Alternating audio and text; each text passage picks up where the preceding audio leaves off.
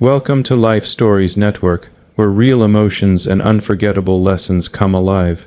Today, I want to share with you a story that broke my heart and tested everything I thought I knew about family, love, and betrayal.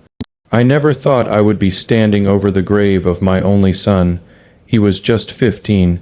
He had dreams, he had laughter that filled every corner of my house, and then, in one tragic accident, it was all gone. Losing him felt like someone ripped the ground right out from under me. I could barely breathe, and in the middle of all that grief, when I needed my family most, my parents, the people who raised me, chose not to show up. I had begged them to come. I had called, texted, and cried over the phone. Their excuses sounded cold, almost rehearsed. We're not good with funerals. It's too painful to see a child gone so soon. But none of it made sense, because this wasn't just any child. This was their grandson, my son, my heart, and on the day I laid him to rest, the seats that should have been filled by the people who mattered most stayed empty. The funeral was small but beautiful. Friends came, neighbors came, even my coworkers who barely knew him came just to support me. But my parents, the ones I needed to hug me and cry with me, didn't bother. I remember holding on to the casket, refusing to let go, praying for a miracle. When I looked around, I felt like an orphan all over again, abandoned in my darkest moment. Weeks passed, and I stopped hearing from them. No phone calls, no "how are you holding up?" Silence, the kind of silence that makes you wonder if blood really is thicker than water. I thought maybe grief made them distant. Maybe they couldn't face the reality. But then came the knock on my door that showed me their true colors. It was my mother first. She walked in with that same calm, controlling tone she always had. She didn't ask how I was doing, didn't mention my son, didn't even glance at his pictures that still hung on my wall. She sat down and, without hesitation, started talking about my sister's wedding. "Your sister is getting married," she said, like it was breaking news. "It's going to be the biggest day of her life. We want everything perfect. The venue, the dress, the flowers. But you know weddings are expensive, and your sister doesn't have the funds." I sat there in disbelief. My hands clenched the armrest of the chair. She hadn't even said my son's name, not once. She hadn't shed a tear for him. But here she was, talking about flower arrangements and a reception menu, like I wasn't still drowning in grief. Then came the knife that cut me deeper than I ever thought possible. She looked me straight in the eyes and said, "Your son doesn't need his trust fund anymore. That money could make your sister's wedding unforgettable. $850,000 is just sitting there. It's what family would want, for one life to bless another." I thought I misheard her. My ears rang. My own mother was asking me to hand over my dead son's future, his inheritance, his legacy, to fund a wedding party. The same people who couldn't drive 20 minutes to attend his funeral were now demanding his money like it was theirs. My chest burned, and I finally snapped. I asked her if she understood what she was saying, if she remembered that the money wasn't for her, wasn't for my sister, but for my boy, for his education, for his future, for the life he never got to live. And even though he was gone, it was still his. It wasn't a party fund. Her face stayed blank, almost annoyed. "Don't be dramatic," she said. "He's gone. Holding on to that money won't bring him back. Your sister deserves happiness. Isn't that what he would want, for family to be taken care of?" I stood up, my voice shook, but I told her no, that money was sacred. It was the last piece of him I could protect. It was the only way I felt I could keep his memory alive. She called me selfish for not handing over my dead son's trust. Selfish for choosing him even in death over my sister's wedding. When she left, she slammed the door so hard the picture frames rattled. And a part of me knew then, our relationship would never be the same again. I sat alone, staring at my son's photo on the mantel, and whispered that I would never let anyone take what was his, even if it meant standing against my own parents. But the story didn't end there. My parents weren't done.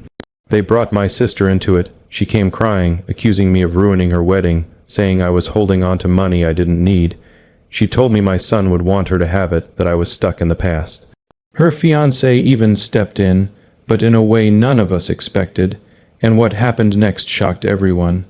When my sister showed up at my house, her face was red from crying, and her voice was sharp. She didn't even bother to hug me or ask how I'd been. She walked right in and said, "You're ruining everything. Mom told me you won't give us the money. How can you be so heartless?" I felt like the air left the room. Heartless. I was the one who buried a child, the one who woke up every night reaching for a boy who wasn't there anymore. And now I was being told I was cruel because I didn't want to fund a party. My hands shook as I told her that the money wasn't mine to give. It was my son's, and no one had the right to touch it. She rolled her eyes and said, "He's gone. You can't change that. This money could change my life. It could give me a start with my husband, give us a future. Why would you keep it locked away?" Her words felt like knives. Every sentence erased my son more and more, like he was just a number in a bank account. Her fiancé stood behind her, silent at first, watching everything unfold. Then, in a moment that shocked me, he stepped forward and said, "Enough." His voice was calm but firm. He looked at her, not me, and said, "This isn't right. That money doesn't belong to us.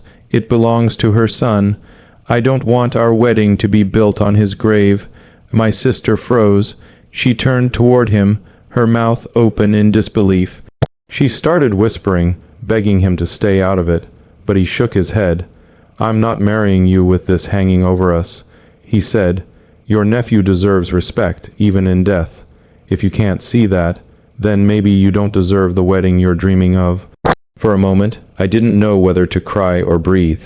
Here was this man I barely knew, defending my son's honor more than my own parents, more than my own sister. My sister's face twisted with anger. She accused him of humiliating her, of taking my side, of not supporting her. But he didn't back down. Then he turned to me and said something I will never forget.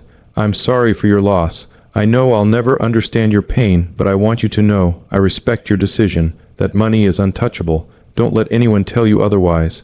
Tears rolled down my face.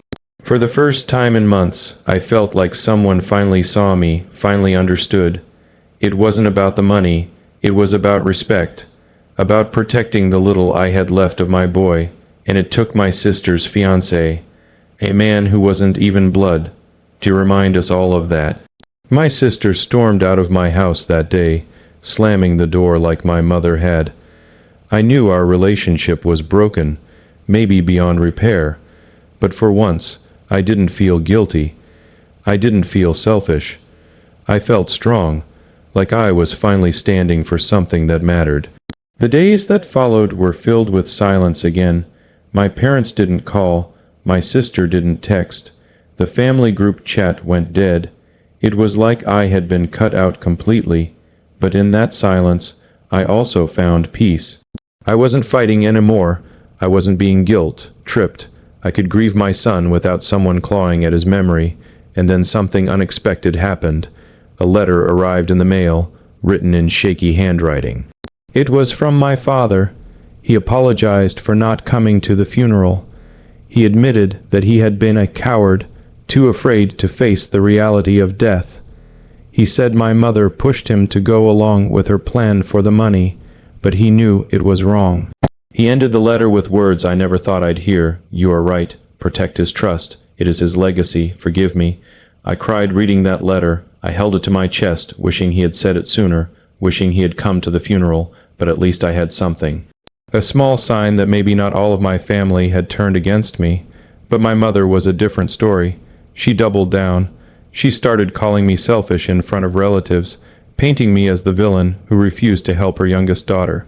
She spread rumors that I was clinging to money I didn't need, that I was bitter and angry, and that I was tearing the family apart. I heard from cousins, from old family friends, even from neighbors who looked at me differently. It hurt, but I didn't back down. I told anyone who asked the truth, that my son's trust was sacred, that it wasn't about dollars but about dignity. Some understood, others sided with my mother, but I had made peace with losing people who couldn't understand grief. The wedding day came, and I wasn't invited. I saw pictures later on social media. My sister looked radiant in her dress, my parents smiling beside her like nothing was wrong. They had found another way to fund it, maybe loans, maybe help from distant relatives. I didn't care. What I cared about was that I hadn't betrayed my son.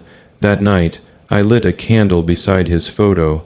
I whispered to him that no matter what, I would always protect him, always honor him, even when the world tried to erase him. And as the candle burned, I realized something powerful. Sometimes family isn't about blood. Sometimes it's about who shows up for you, who defends you when you can't defend yourself. For me, that was a man I barely knew, my sister's fiancé. He had given me the courage to stand tall, to say no, to hold the line. And in a strange way, my son had still brought light into the world, even after he was gone. But the story didn't end there, because what happened after the wedding shocked me even more. You said, Mujur's story ka relate akamagar prompt.